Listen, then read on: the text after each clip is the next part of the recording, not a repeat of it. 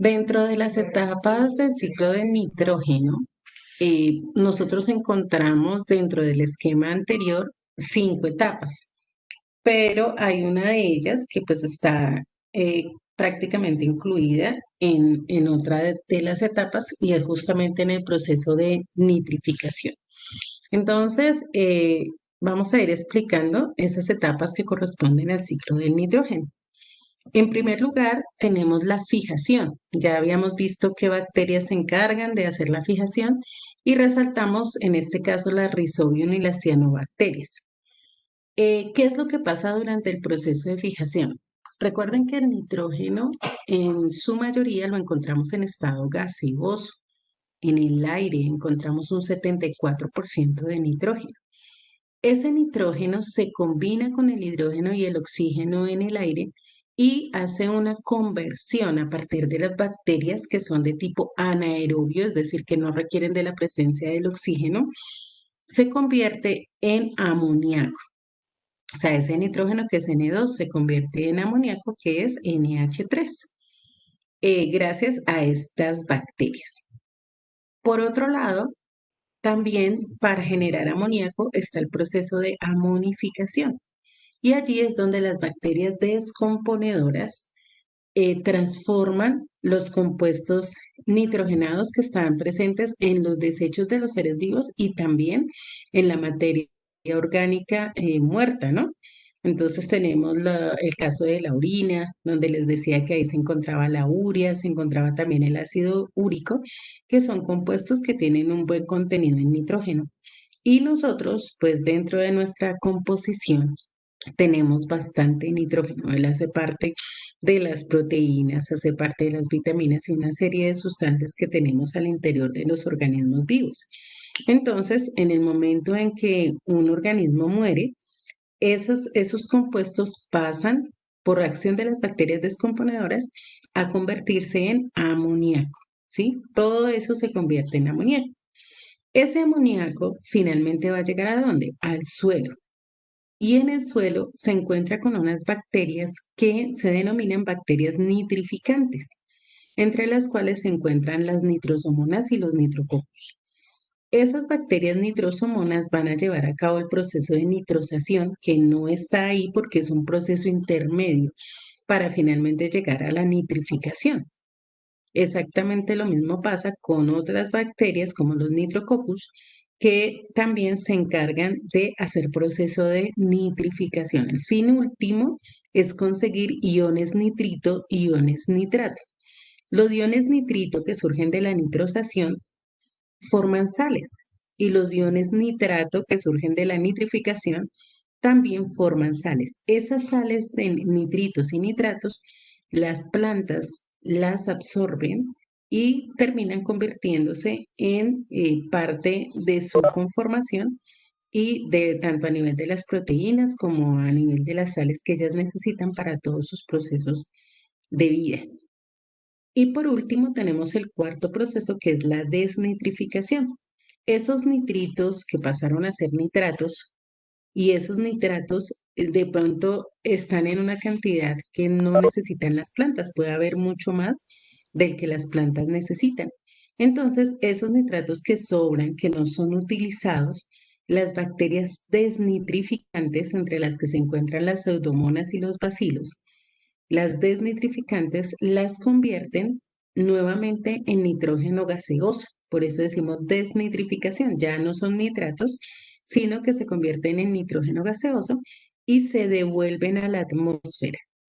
Y recordemos que ya el nitrógeno gaseoso en la atmósfera vuelve y empieza su proceso de fijación, amonificación y demás, y entonces se completa el ciclo y vuelve a empezar. ¿Sí? Esas son las etapas que podemos distinguir en el ciclo del nitrógeno. Entonces, por favor, tomamos el apunte de en qué consiste cada etapa y ya continuamos con el ciclo del azufre. Si tienen alguna pregunta, pueden hacerlo. Con esta parte finalizamos entonces lo concerniente al ciclo del nitrógeno y vamos a entrar en un ciclo de otro elemento que también es fundamental, hace parte de nosotros en la parte constructiva en el desarrollo de muchas de las habilidades que nosotros podemos trabajar y es precisamente el azufre. O sea, a pesar de que nosotros constantemente no estamos hablando del azufre como un elemento fundamental, de pronto hablamos del oxígeno, de pronto hablamos de compuestos como el agua, de pronto tenemos más familiaridad con el nitrógeno, pero el azufre es supremamente importante en la constitución, desarrollo eh, y evolución de todos los seres vivos. Entonces, vamos a hacer primero el esquema del ciclo del azufre y luego entonces ya paso a explicarles en detalle en qué consiste este ciclo. Bueno, entonces empezamos a hacer el esquema y ya más adelante, apenas terminen, lo explico. Básicamente, en el ciclo del azufre es importante tener presente que es un ciclo que se desarrolla tanto en el suelo como en el agua y en el aire, ¿no? Aparte del tema general que pues son todos los organismos vivos. Mm, tenemos un ciclo externo, que es el que está en la parte que está con rojo y aquí un poco con amarillo, que es como la parte relacionada con suelo y atmósfera. En el caso del suelo tenemos unos depósitos sedimentarios que son específicamente sales de azufre, sulfatos, y que generalmente tienden a generar procesos de evaporación. Esos depósitos sedimentarios los podemos encontrar en los volcanes de lodo, los podemos encontrar en los sitios donde hay aguas termales, que básicamente es debido a ese fondo de azufre que se puede encontrar en el suelo. Por otro lado, también tenemos a nivel de suelos sulfuros metálicos, tenemos carbones y el magma volcánico. Ese magma volcánico y todas las demás compuestos del azufre que se encuentran en el suelo pueden pasar a la atmósfera. ¿Y cómo pasan a la atmósfera? A través de procesos como la combustión, la minería, cuando se hace la extracción de estos metales, la meteorización, que son procesos desarrollados por las diferentes acciones del ambiente, la lluvia, em, y en general, pues todo el proceso que se va dando con las rocas que van transformándose con el tiempo. El volcanismo, que sabemos que la erupción volcánica, la ceniza volcánica, pues tiene un componente en azufre también. Las industrias también generan óxidos de azufre y la erosión, el daño de los suelos, genera también óxidos de azufre. Estos óxidos de azufre van a la atmósfera, ¿cierto? ¿Y qué sucede con estos óxidos de azufre en la atmósfera? Parte de ellos va a tener una reacción de oxidación con el oxígeno del aire y se van a convertir en sulfatos. Ya una vez están convertidos en sulfatos, que es este SO4 que tenemos aquí, los sulfatos ya tienen como la posibilidad de ingresar al ciclo directo de los seres vivos. Eso digamos a nivel externo. Sin embargo, como producto de la industria y de la combustión y la minería, esos dióxidos o esos óxidos de azufre, que pueden ser dióxidos o trióxidos de azufre, cuando llegan a la atmósfera, interactúan con el agua en el momento en el que llueve. Y esto hace que se genere lluvia ácida, ¿sí? Por esa razón se busca que la industria no genere dióxidos de azufre y trióxidos de azufre en la atmósfera porque van a contribuir a la contaminación ambiental por exceso de lluvia ácida. Sin embargo, pues eh, asociado esto al ciclo del nitrógeno, donde también se puede producir lluvia ácida, pues imagínense, entonces la idea es que este tipo de gases, tanto de la industria como los automotores, no siga contaminando el planeta porque están haciendo una alteración de un ciclo que es normal, que es natural. Esos óxidos deben estar como parte de la atmósfera, pero no en las cantidades en las que se están generando. Bueno, tenemos por otro lado entonces lo que tiene que ver ya con el ciclo interno, ¿cierto? Cuando hablamos del ciclo interno, entonces ya nos referimos a dentro de los seres vivos. A nivel de los seres vivos, entonces tenemos que estos sulfatos que generó el CO2 de la atmósfera pasan a las plantas. ¿Cómo pasan a las plantas? Pues a través de la absorción que las plantas hacen en su raíz de las sales minerales. Los sulfatos son sales minerales. Ingresan a las plantas. Los consumidores consumimos o que comemos estas plantas, pues los recibimos. Y ese azufre que nosotros recibimos es un componente fundamental para las proteínas. Recuerden que nosotros sintetizamos proteínas. Y dentro de las proteínas hay un aminoácido que se llama cisteína, que es fundamental y ese aminoácido contiene azufre. De igual manera, entonces, los microorganismos en un proceso de descomposición, las bacterias descomponedoras transforman esos sulfatos en ácido sulfídrico, ¿sí? H2S, ácido sulfídrico, también se le conoce como sulfuro de hidrógeno, donde está en estado gaseoso. Este sulfuro de hidrógeno, gracias a las sulfobacterias, ¿cierto? Sulfobacterias pasan por un proceso de oxidación convirtiéndose en azufre. Y este a su vez se sigue oxidando hasta volver a ser sulfato.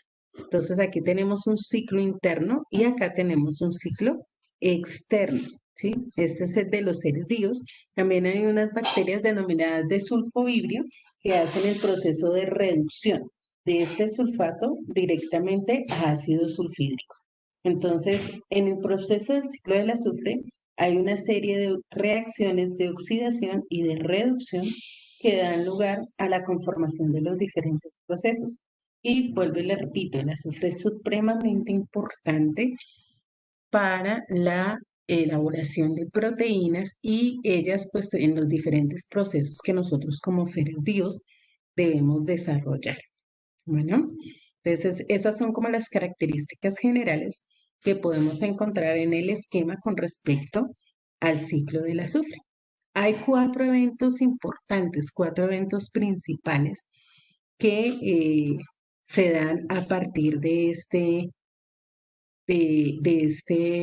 ciclo y que son como los que debemos tener más en cuenta. Entonces aquí en la próxima diapositiva vamos a tener esos cuatro eventos principales de el ciclo del azufre. En primer lugar, el azufre como sulfato, que ya lo vemos ahí, SO4, es aprovechado por las plantas para realizar sus funciones vitales. Lo requieren las plantas para realizar las funciones vitales. En segundo lugar, los consumidores primarios, es decir, los herbívoros, adquieren el azufre cuando se alimentan de estas plantas. O sea, ellas son nuestra fuente de azufre. Y así sucesivamente con las demás, eh, con los demás seres vivos de la cadena, de una cadena alimenticia, por ejemplo. En tercer lugar, el azufre puede llegar a la atmósfera de dos maneras, como sulfuro de hidrógeno o ácido sulfídrico, o también como dióxido de azufre. En este caso, ambos gases son provenientes de volcanes activos y también de la descomposición de la materia orgánica. De ahí surgen el ácido sulfídrico y el dióxido de azufre que que va a ir a la naturaleza, a la atmósfera, perdón. Y por último, cuando se combinan compuestos del azufre con agua, ¿cierto? Los óxidos de azufre con el agua, se forma ácido sulfúrico. Y este, cuando cae nuevamente, lo hace en forma de lluvia ácida, ¿sí? Lo hace en forma de lluvia ácida, lo cual afecta el desarrollo del ciclo y pues obviamente de la vida en el planeta porque genera daños en los suelos, daños en las plantas, en la piel de las personas, ¿cierto? Entonces hay que tener mucho cuidado con la emisión de estos gases a la atmósfera. ¿Ok? Tomamos entonces el apunte de los cuatro eventos principales del ciclo del azufre.